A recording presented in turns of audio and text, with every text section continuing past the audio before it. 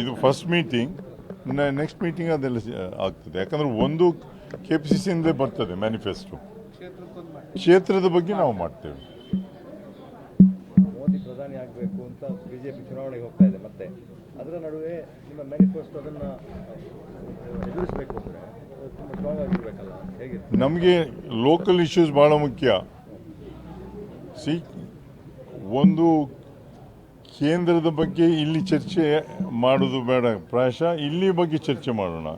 ಯಾಕಂದರೆ ಸಂಸದರಾಗಿ ಅಥವಾ ಶಾಸಕರಾಗಿ ಕ್ಷೇತ್ರದ ಕೆಲಸವನ್ನೇ ಮಾಡದೇ ಇದ್ದರೆ ನಮ್ಮದು ಅಮೆರಿಕನ್ ಸಿಸ್ಟಮ್ ಅಲ್ಲಲ್ಲ. ಸಂಸದರಿಗೆ ಶಾಸಕರಿಗೆ ಮತ ಹಾಕುವಂಥದ್ದು ಪ್ರೆಸಿಡೆನ್ಷಿಯಲ್ ಸಿಸ್ಟಮ್ ಅಲ್ವೇ ಅಲ್ಲ ಇದು. ಅದಕ್ಕೋಸ್ಕರ ನಾವು ಫಸ್ಟು ನಮ್ಮ ಭಾಗದ ಅಭಿವೃದ್ಧಿಯ ಬಗ್ಗೆ, ಜನರ ಸಮಸ್ಯೆ ಬಗ್ಗೆ ಸ್ಪಂದಿಸುವಂಥ ಕೆಲಸವನ್ನು ಮಾಡಬೇಕಾಗ್ತದೆ. ಈಗಾಗಲೇ ನೀವು ಅಭಿಪ್ರಾಯ ಸಂಗ್ರಹ ಮಾಡಿರ್ತೀರಿ, ಹೇಗಿದೆ ಒಪಿನಿಯನ್ ಹೇಗಿದೆ?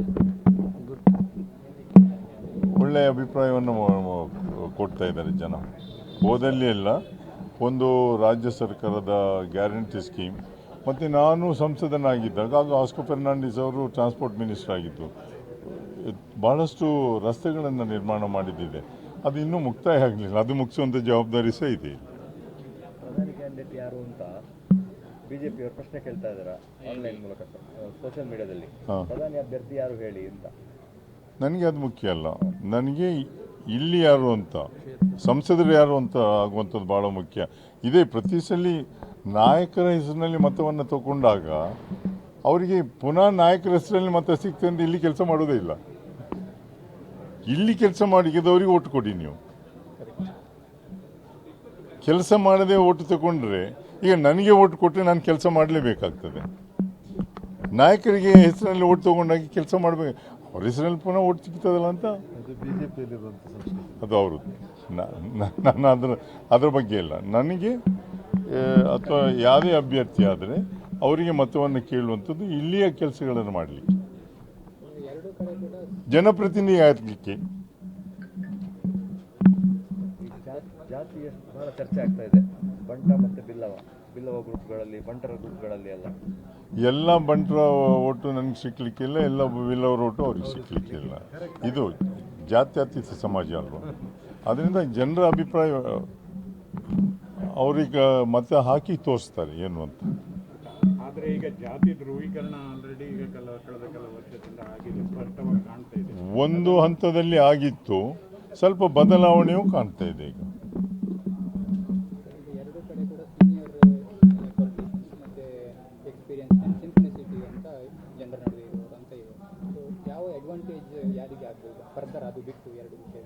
ಬರೀ ಸಿಂಪ್ಲಿಸಿಟಿ ಇದ್ರೆ ಸಾಕಾಗೋದಿಲ್ಲ. ಕೆಲಸ ಡೆಲಿವರಿ ಮಾಡಬೇಕಲ್ಲ. ಕೆಲಸ ಮಾಡಿದವರಿಗೆ ಮತ ಹಾಕಿ ಅಂತ ಕೇಳುವಂಥದ್ದು. ಹಿಂದೆ ಸಂಸತ್ತಿಗೆ ಹೋಗಿ ಅಲ್ಲಿ ಚರ್ಚೆಯಲ್ಲಿ ಭಾಗವಹಿಸಿದ್ದೆ ನಾನು. ಕೇಂದ್ರದಿಂದ ಅನುದಾನವಂತ ಕೆಲಸವನ್ನು ಮಾಡಿದ್ದೆ. ಎಕ್ಸ್ಪೀರಿಯನ್ಸು ಎರಡೂ ಕಡೆಯಲ್ಲಿದೆ, ವಿಧಾನಸಭೆಯಲ್ಲಿದೆ, ಲೋಕಸಭೆಯಲ್ಲಿದೆ.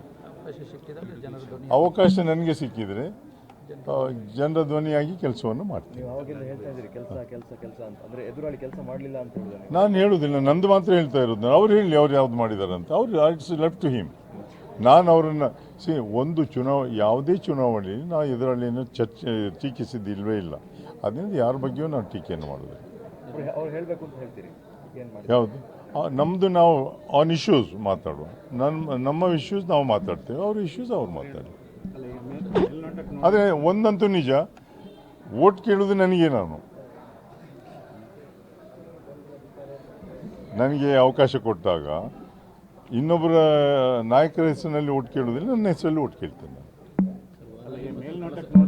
ಮೇಲ್ನೋಟಕ್ಕೆ ನೋಡಿದ್ರು ಬಿಜೆಪಿ ತಯಾರಿ, ಚುನಾವಣಾ ತಯಾರಿಯಲ್ಲಿ ತುಂಬ ಈಗ ಸ್ಟಾರ್ಟ್ ಆಗಿದೆ ಆಲ್ರೆಡಿ. ಕಾಂಗ್ರೆಸ್ ಇನ್ನೂ ಸ್ಟಾರ್ಟ್ ಆಗಬೇಕು. ಈಗ ಅದನ್ನು ಹೇಗೆ ಮೇಕಪ್ ಮಾಡ್ತೀರಿ? ಈಗ ಕಳೆದ ಅವರು ಒಂದು ವಾರದಿಂದ ಅಂತಲೂ ಅವರು ಫೀಲ್ಡಿಗೆ ಇಳಿದು ಬಿಟ್ಟಿದ್ದಾರೆ. ಅದನ್ನು ಹೇಗೆ ಮೇಕಪ್ ಮಾಡ್ತೀರಿ? ನಾನು ಯಾರಂತ ಹೇಳ್ಕೊಳ್ಬೇಕಾಗಿಲ್ಲ ಅಂತ. ಯಾಕಂದ್ರೆ ನನ್ನ ಪರಿಚಯ ಮತದಾರರಿಗಿದೆ. ನಾನು ನಿಂತರೆ ಇಲ್ದಿದ್ರೆ ಬೇರೆಯವ್ರ ಬಗ್ಗೆ ನಾವು ಕೆಲಸವನ್ನು ಮಾಡಲಿಕ್ಕೆ ಹೋದಾಗ ಹೇಳ್ತೇವೆ ಅವ್ರ ಬಗ್ಗೆ ಅಲ್ವಾ. ಪಕ್ಷದ ಬಗ್ಗೆ ಗೊತ್ತಿದೆ ಅಷ್ಟೇ. ಹೇಳಿ. ವರಾಯಿ ಕೆಲಸ ಆಗ್ತಾ ಇದೆ. ಅದು ಸಹ ಹಿಂದೆ HK ಪಾಟೀಲ್ ಮಂತ್ರಿ ಆಗಿದ್ದಾಗ ನಿಗಮ ಮಾಡಿದ್ದು, ನಾಗೇಗೌಡರು HK ಪಾಟೀಲ್ ಇದ್ದಾಗ. ಅದರಿಂದ ಸ್ಪೀಡ್ ಆಯಿತು. ನಿಗಮ ಆಗದೇ ಇದ್ದಿದ್ದರೆ ಇಷ್ಟು ಕೆಲಸ ಆಗ್ತಾ ಇರಲಿಲ್ಲ. ಅನುದಾನವೂ ಜಾಸ್ತಿ ಬರಲಿಕ್ಕೆ ಶುರುವಾಯಿತು. ಕಳಸ ಬಂಡೂರಿದು ಅಲ್ಲಿಯ ಮುಖಂಡರ ಹತ್ರ ಕೇಳಿದರೆ ಅವತ್ತು ಹೇಳ್ತಾರೆ ಅವರು. ಕಳಸ ಬಂಡೂರಿ ಆಗಬೇಕಿತ್ತು ಇಷ್ಟರೊಳಗೆ. ಖಂಡಿತ ಅದರ ಬಗ್ಗೆ ಹೆಚ್ಚಿನ ಕ್ರಮವನ್ನು ಸರ್ಕಾರ ಕೈಗೊಳ್ತದೆ.